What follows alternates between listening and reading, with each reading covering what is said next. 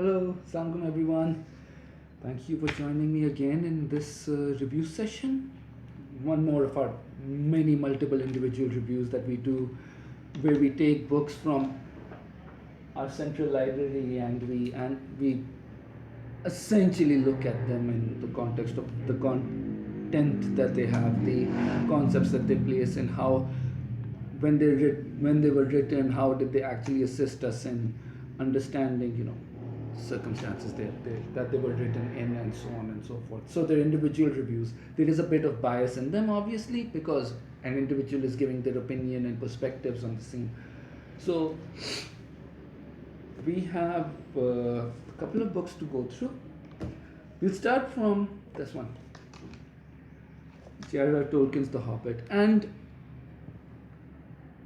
for no other reason other than this book is by, yes, it's by JRR Tolkien's. That's not the reason why I'm actually mentioning it.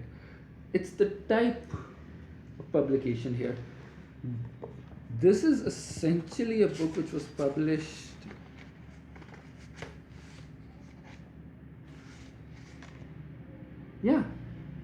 this was published in 1968.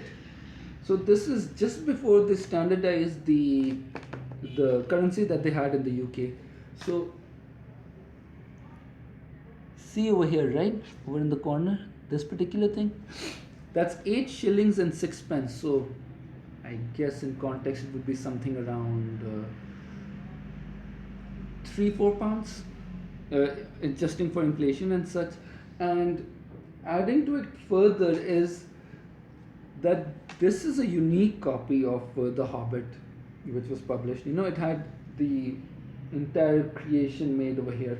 Usually when The Hobbit is available in Pakistan, they tend to have it in black with the Hobbit insignia over in the center. So Smog and a ring inside, and it's The Hobbit on top with JRR Tolkien's written at the bottom. Unwin Books actually is they're a fairly well-known publisher. We have a couple of their works over here in the library, and strongly recommended to give at least the book, not this particular publication, but the book a read. It's really good. I read it when I was in the 6th grade, and even now, from time to time when I go over through it, it's a memorable work.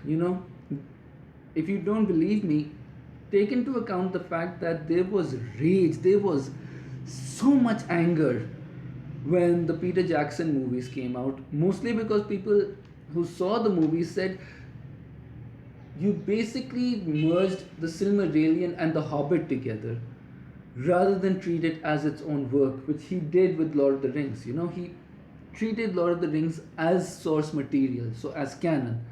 He didn't do that with The Hobbit. If he treated it just as The Hobbit, this is just a good old-fashioned adventure book. It's a good old-fashioned fantasy adventure book with some very memorable moments. So the opening sequence, for example, where we're introduced to Gandalf, and how Bilbo is actually introduced. So it's basically how Bilbo became an adventurer, essentially. How we saw a change in Bilbo Baggins, Frodo's uncle, who passed on the ring to Frodo, from where we have the Lord of the Rings story.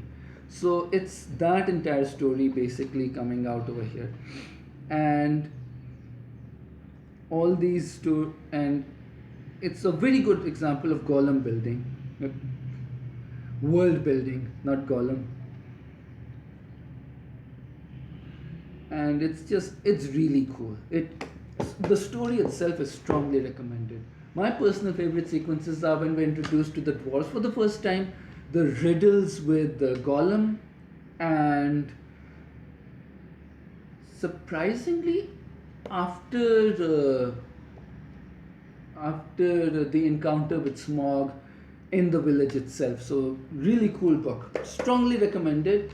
And this work is available over in the TCA library, and strongly recommended to read it here. We can't actually issue this to anyone simply because it's a rare copy in and of itself. But if you're still looking to add books over to your library, Vanity Fair, easily available in the market, and it seems thick, but you're not supposed to treat it like a thick a single read sort of a book. Essentially what you're supposed to do is you're supposed to take this the same way that you would a Netflix series or some sort of YouTube series that you're into. So one chapter at a time. What they did with the Pride and Prejudice, actually, or what they did with the one shot series for limited one season series basically, and it's by William Makepeace Thackeray.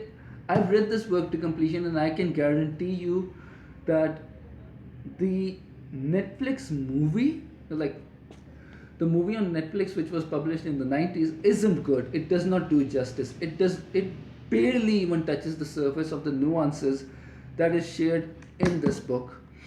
And Vanity Fair is it's really well thought out, mostly because William Makepeace Thackeray, he was born in India, but he was someone who grew up among the aristocracy and the middle class, and he saw the courts, and he saw how much English society was driven by Regency society specifically was driven by petty rivalries and so on, and it chronicles that aspect, and it describes how basically, if we were to take it into account, how basically Mr. Sedley, Mrs. Sedley, and the Sedley family, and overall the interactions that they have with their friends. So their overall structure and how they grow. It's kind of like a Bildungsroman meets a zeitgeist analysis, so to speak, and it's good, really good. I do recommend that you read it one chapter at a time, because it isn't something that you could just gobble up in a single sitting. Unfortunately, it's not that kind of book. Still, definitely worth reading, especially if we're talking about the English language's most famous satire, and it's a really really witty work. It's a witty work because it gives a profound analysis of how human beings work, how we as society value things, and the naive nature of how society and how communities and how individuals take opportunities to grow and prosper, essentially.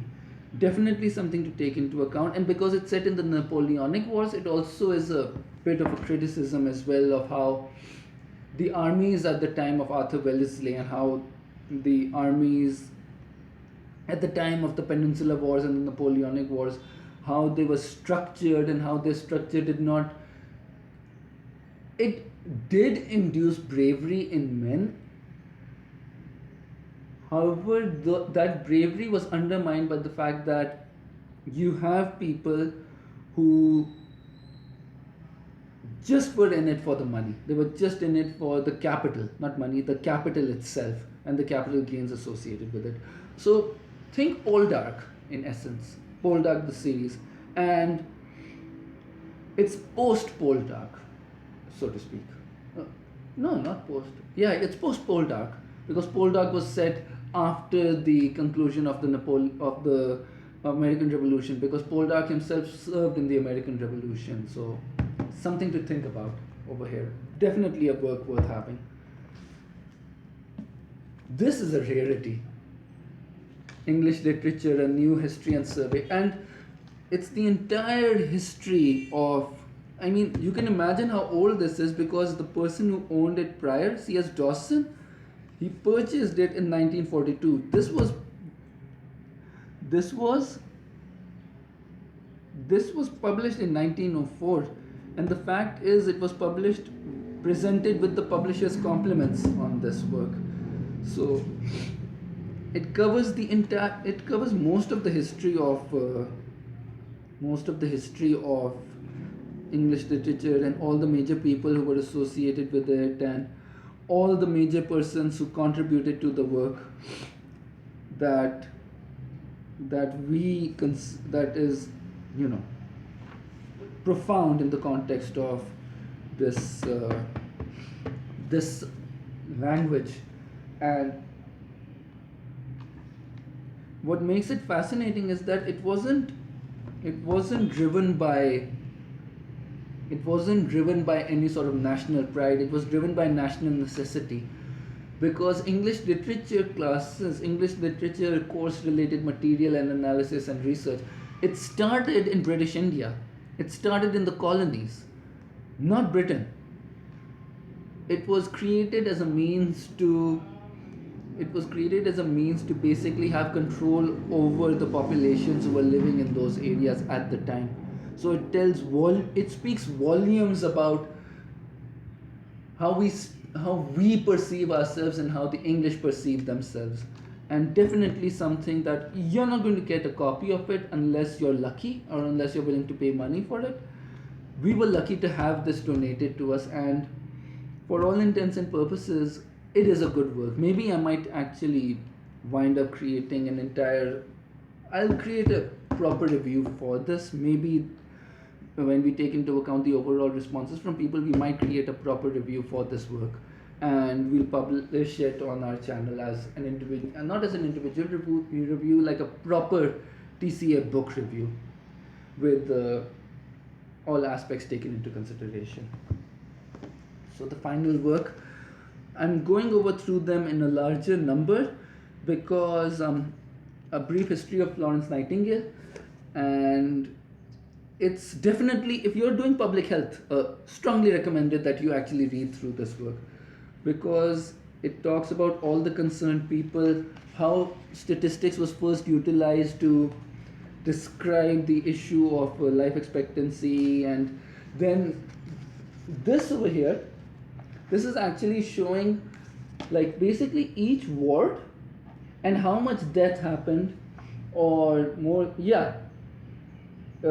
how much death happened per ward, and relative to the time when they happened, what were the major causes of it. It's definitely something worth reading. If you get a copy of it, which I'm sure you would, like, this is actually still published, this is actually still available, and if you can get a copy of it, strongly recommended that you do. It really goes into the details of how Florence Nightingale introduced public health to the masses, how public health, especially in the context of analyses and statistics and overall narrative building, how it was actually done back in the day. And it's fundamentally a case study of how you integrate multiple subjects into a singular approach. And it even talks about how politics played a major role in public health back then as now. It's like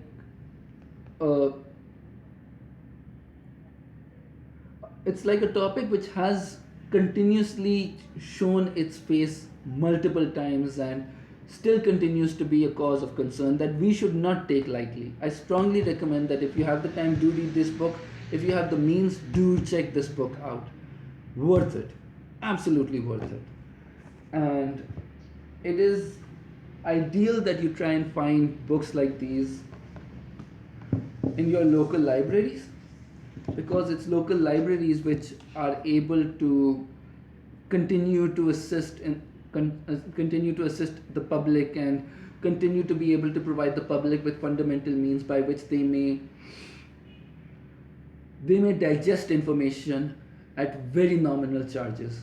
And you could do that for your local libraries if they also have YouTube channels, by liking and subscribing them, clicking on the notifications, making sure to comment on the works themselves, making sure to share the videos over on your personal pages. And it's definitely something to take into consideration. There are multiple library channels who do work like this, such as Project Gothenburg, and right now is a very good time to spread awareness about them, because slowly and steadily we will wind up with this current trend basically of public domain and works that are in the public domain and have Creative Commons licenses. There are myths associated with it that we should not have anything in the public domain. It should be available on accessible mediums. even though PDF is an accessible medium and EPUBs are an accessible medium and they are available there, it's just that over time, big corporates and even small corporates and even small publishers, basically in order to gain a profit and at the same time to remain sustainable, they're trying to encroach into the public domain works and make them accessible without access to the original work themselves. This is definitely true if we're talking about archive.org, which has an entire library associated with it, which is focused on, you know, which is focused on aspects pertaining to public domain books that have no other source available except that online, because the books themselves are so rare and in such conditions that they cannot be made available any other way. Strongly recommended that you support your local libraries in that respect, and also channels that endorse and promote and talk about these public domain works. Unfortunately, by pushing this video and by talking about these works, I'm pretty sure there is someone and there are some people who are going to have these entire websites put down, notwithstanding the fact that archive.org is a project of the House of Congress, the Library of Congress specifically in the US. It is a US mandated project. It is for all of us and it is available for the public use. Definitely something to take into account when we talk about movements that help in cultural and social preservation, something which TCA and myself personally feel is important to do at this time, especially now. Thought I'd just make it clear that it is for our good that we at least acknowledge these are the works that we must, given the circumstances, support and endorse in any way that we can. Until then, thank you so much for watching this video, and until next time, cheers.